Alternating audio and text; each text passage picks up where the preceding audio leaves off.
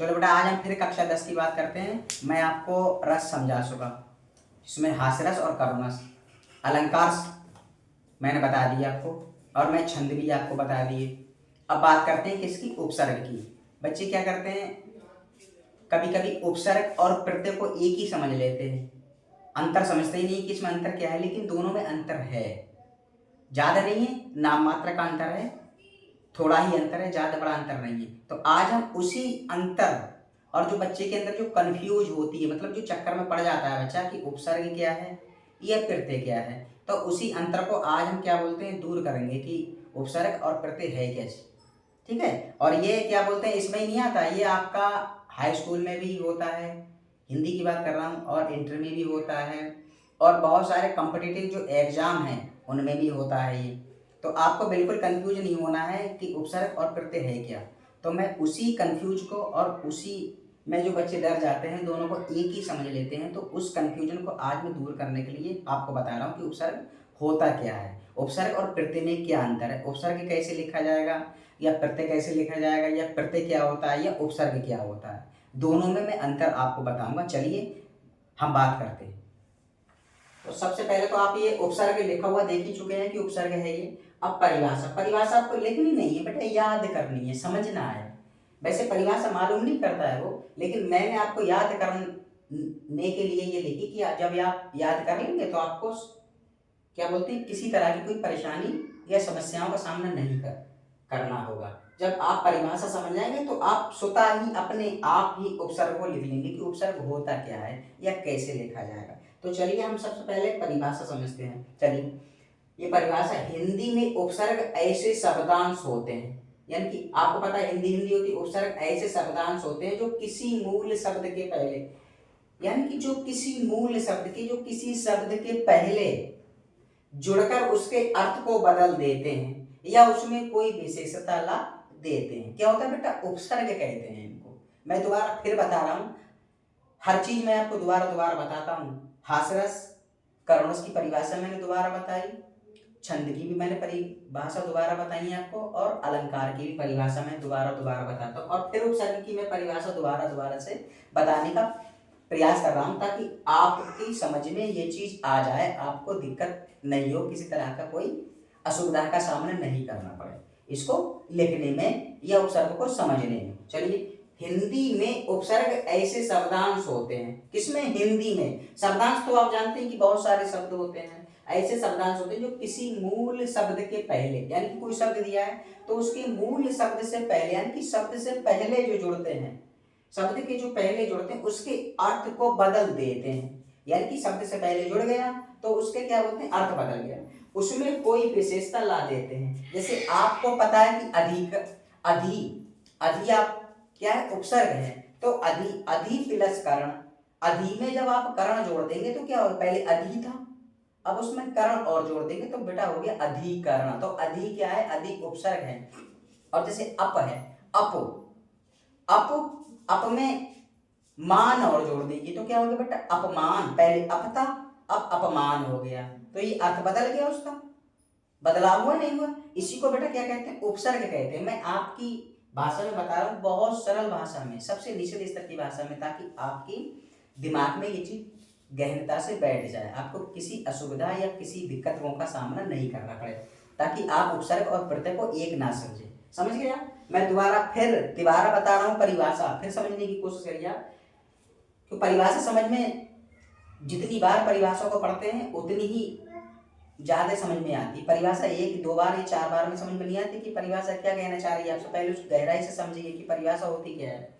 हिंदी में उपसर्ग ऐसे शब्दांश होते हैं जो किसी मूल शब्द के पहले जुड़कर उसके अर्थ को बदल देते हैं या उसमें कोई विशेषता ला देते हैं। क्या होता है बेटा, उपसर्ग कहलाते हैं, उपसर्ग कहलाते हैं। इतनी बात क्लियर हो गई। अगर नहीं समझ में आया हो तो यह परिभाषा आप या इस वीडियो को दोबारा तिबारा 4 बार 5 बार 10 बार 50 बार देखिए। निःशुल्क पढ़ाता हूं मैं, किसी बच्चे से कोई पैसा नहीं लेता। मेरा उद्देश्य यह है कि प्रत्येक बच्चा समाज के अंदर पढ़ा लिखा हो, जो अपनी खुद की पहचान अपने दम पे बनाए। ठीक है, ये आपकी परिभाषा हो गई। अब इसका उदाहरण देखते हैं कि आपको कैसे समझेंगे, कैसे समझना है कि उपसर्ग होते क्या है। तो यहाँ आ है, आ, मूल शब्द क्या है बेटा? आ है। मूल शब्द के पहले जुड़कर, यानी कि ये शब्द इसके पहले जुड़ा है आ। तो आ से कौन कौन से बनते? अथः बनता है, अध्पका बनता है, अपगुण बनता है, आदि। यानी कि इसके अलावा भी और है। ठीक है, आ से अथः, अध्पका, अपगुण, आदि, यानी कि इसके अलावा भी और शब्द हैं। किसके? आ से बनते हैं। किसमें? उपसर्ग में। अब आता है अधि। अधि, अब अधि शब्द से जितने शब्द बनते हैं आपको लिखना पड़ेगा। जैसे अधिकरण है, अधिकारी है, अधिक्षण है, ठीक है, अधिमान है। ये क्या है? क्योंकि अधि से बनते हैं। चलिए, अधिपति है, मैं बताता हूं आपको अधि से कौन कौन सा शब्द बनेगा। अधि से बनेगा अधिकरण, अधिपति, अधिक्षण, आदि। इसके भी अलावा और शब्द बन सकते, अधिकारी भी बन सकता है। ठीक है, अब अप से, अप मैं अभी बता चुका आपको। अप से कौन कौन सा शब्द बनेगा? अपमान है, अपशब्द है, अपयश है, अपकार है, आदि। आदि हमने क्यों लिखा है? कि इन शब्दों के अलावा और भी शब्द बनते हैं। किससे बेटा? अप से। अप से भी बनते हैं, अधि से भी बनते हैं। ठीक है, और ऐसे अनुमान, अनुरोध, अनुवाद, अनुशासन, अनुभव, आदि। इसके अलावा भी और शब्द बनेंगे। किसमें? उपसर्ग में। अब करते हैं उप करते हैं। यस, उपकार, उपदेश, उपवन, उपकार, आदि शब्द बनते हैं। तभी हम आते हैं निर। तो निर्जल, निर्भय, निर्बल, निरोग, आदि शब्द बनते हैं। किससे? निर से। फिर मैं बता रहा हूं, निर से निर्जल, निर्भय, निर्बल, निरोग, आदि शब्द बनते हैं। मतलब इसके अलावा भी और शब्द बनते हैं प्रत्यय में। अब अभी, अभी से कौन कौन से शब्द बनते? अभिनय, अभिनव, अभिमुख, आदि शब्द। यानी कि इन शब्दों के अलावा भी और शब्द हैं। परिवर्तन, परिपूर्ण, परिक्रमा, परिजन, आदि। आदि का मतलब बेटा, आदि हमने क्यों लिखा है? कि इन शब्दों के अलावा और भी शब्द होते। आदि अगर हम शब्द नहीं लिखते तो आप ये कहते कि सर ने कैसा बताया, इतने ही शब्द हैं, इसके अलावा और भी शब्द हैं। सर ने ये 3-4 लिखे, इसके अलावा और भी शब्द हैं। तो आदि का मतलब है कि इन शब्दों के अलावा और भी शब्द हैं। मतलब प्लस लगा के इनमें जोड़ सकते हैं, और भी शब्द इसमें जोड़ सकते हैं या लिख सकते हैं। लेकिन एग्जामिनर आपसे पूछता है कि आ से बनने वाले कोई दो उपसर्ग लिखिए। अब क्या है? सु से सुगंध है, सुकून है, सुमधुर है, सुशील है, आदि शब्द बनते हैं। समझ गए आप? उपसर्ग में कोई दिक्कत नहीं होगी आपको, किसी तरह की कोई परेशानी नहीं होगी। ठीक है, अब मैं दोबारा फिर आपको परिभाषा बता रहा हूं। इसमें उपसर्ग होता क्या है? यानी कि हिंदी में उपसर्ग ऐसे शब्दांश होते हैं जो किसी मूल शब्द के पहले जुड़कर उसके अर्थ को बदल देते हैं या उसमें कोई विशेषता ला देते हैं। क्या कहलाते हैं बेटा? उपसर्ग कहलाते हैं। उपसर्ग कहलाते हैं। अब हम उपसर्ग कौन कौन से होते हैं, और हाँ, मालिक ने चाहा तो इसी में से ही आ जाएगा। अधिकतर मैंने देखे हैं कि 2-3 शब्द इसमें छूट गए हैं, क्योंकि हाथ वाला ब्लैक बोर्ड है लिखने वाला। 2-3 शब्द छूट गए हैं, नहीं इसी में से बोर्ड एग्जाम में आपको मालूम कर लेगा। इन्हीं शब्दों से मिलते जुलते शब्द को मालूम करता है, और हो सकता है कि 2-4 इसी में से आपसे एग्जाम में मालूम कर ले। मैं 100% तो नहीं कहता, कभी कभी हो सकता है कि कुछ और भी दे देता है, लेकिन ये मैंने छांट के लिखे हैं। इन्हीं में से अगर ठीक ठाक चलेगा तो आ जाएगा इसमें से। फिर मैं बता रहा हूं आ से बनने वाले शब्द कौन से? अथय है, अध्पका है, अवगुण है, आदि शब्द आते हैं। किसमें? उपसर्ग में। अब अधि में अधिकरण, अधिपति, अधिक्षण और आदि। अप में क्या है? अपमान है, अपशब्द है, अपयश है, अपकार है। अनु से बनने वाले शब्द कौन से हैं बेटा? अनुमान है, अनुरोध है, अनुवाद है, अनुशासन है और अनुभव है। आदि शब्द बनते हैं इसमें। उप में क्या है? उपहार है, उपदेश है, उपवन है और उपकार है, आदि। आदि मैंने क्यों लिखा? कि इस शब्दों के अलावा भी और बहुत सारे शब्द बना सकते हो। निर से लिखेंगे, क्या लिखेंगे बेटा? निर्जल, निर्भय, निर्बल, निरोग, आदि।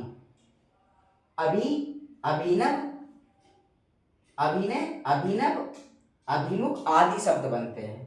परि से क्या है? परिवर्तन, परिपूर्ण, परिक्रमा, परिजन आदि। और सु से सुगंध, सुकून, सुमधुर, सुशील आदि शब्द बनते हैं। अब वो आपको दे देगा कि